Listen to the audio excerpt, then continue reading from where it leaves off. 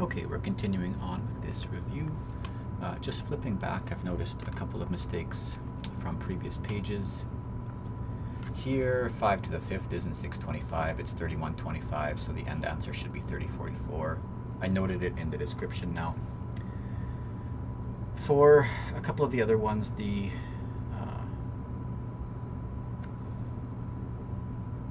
think there was another mistake on this page, but I don't remember where it went. Well, I've noted in the descriptions underneath each video.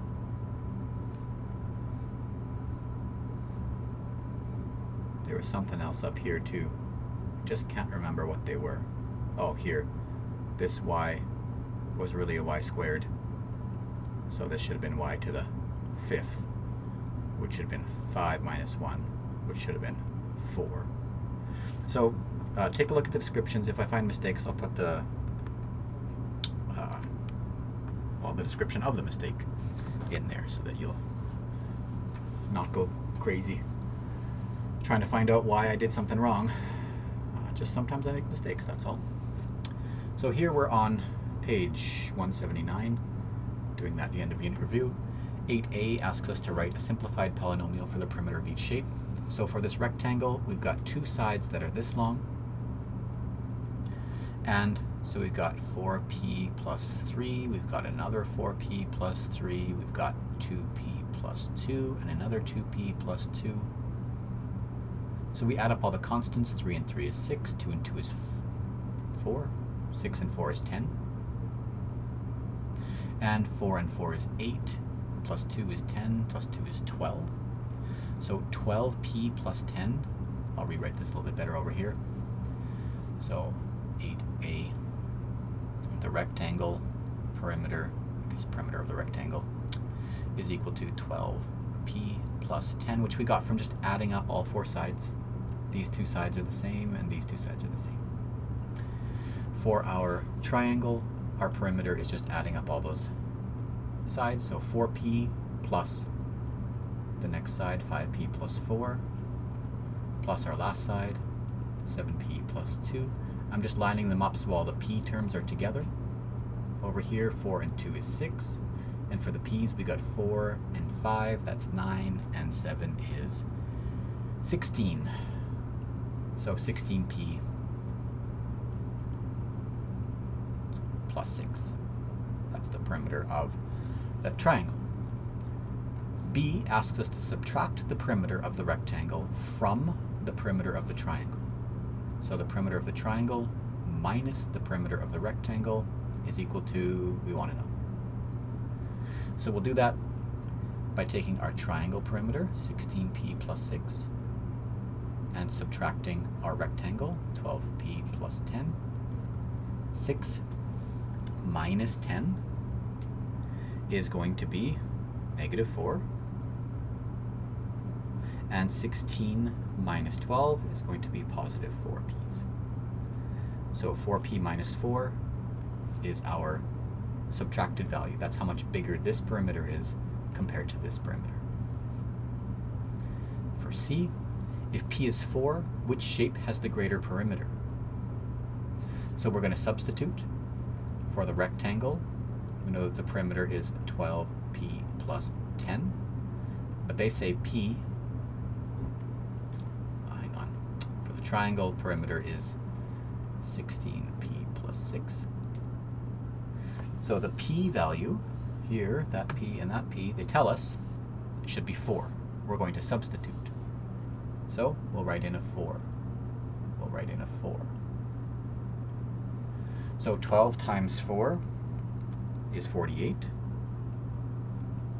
Plus 10 is 58. That's the perimeter of our rectangle. And for our triangle, 16 times 4 is 48. It's not. 64. And plus 6, if we add another 6, that gets us to 70. So which one was greater? That one. So which shape has the greater perimeter? It's the triangle. It should be bigger by 70 minus 58, right? The difference between them, 70 minus 58, the difference should be 12. It should be 12 bigger. And if we substitute into here for p, so for p minus 4, if we change that p to a 4, 4 times 4 is 16. 16 minus 4 is still 12. So the difference in these two shapes we can get by looking at that, or we can get by looking at 70 minus 58, which is still 12. So if we check out this one and this one, they should be related to each other. We should be able to get the same answer no matter which approach we take. Question 9, the polynomial 40p plus 50f plus 90 represents the amount of ink in milliliters of printing p posters. This many posters, and that many flyers in color. So let's get a color for F. So that many posters, that many flyers. The polynomial, this other one, 15p plus 20f plus 45, represents the amount of ink of printing p posters and f flyers in black and white. So there's our p, and there's our f again. So A says, write the polynomial for the difference in the amount of ink needed to print the two types of posters and flyers. So we're subtracting. So if we take our first one, which is how much ink it takes to print in color, which I'm going to guess is more ink.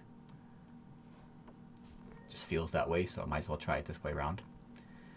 And how much it costs to print in black and white. And I subtract them.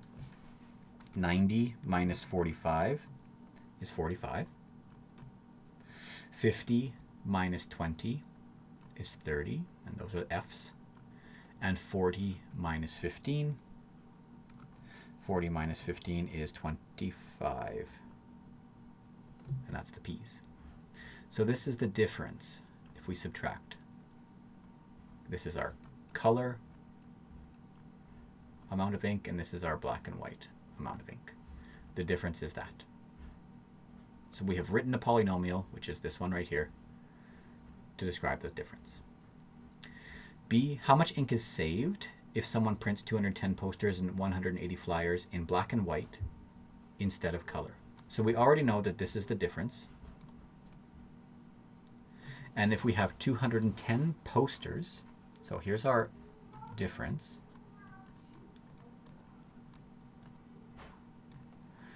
If it's 210 posters, we'll put that in where it says P. So we'll put in 210 posters. And where it says F, we'll put in 180 flyers. So we'll put in 180 flyers. And we just need to now evaluate this, right? So 25 times 210 is 5,250. 30 times 180 is 5,400. And 45 is just 45. So if we add these all together, we should get 10695, which is 10,695, and these are in milliliters. Or we can say that this is 10.695 liters, which is a lot of ink, especially if we consider how expensive ink is. Super expensive. Okay, we'll start a new video for the next page, and we'll go from there.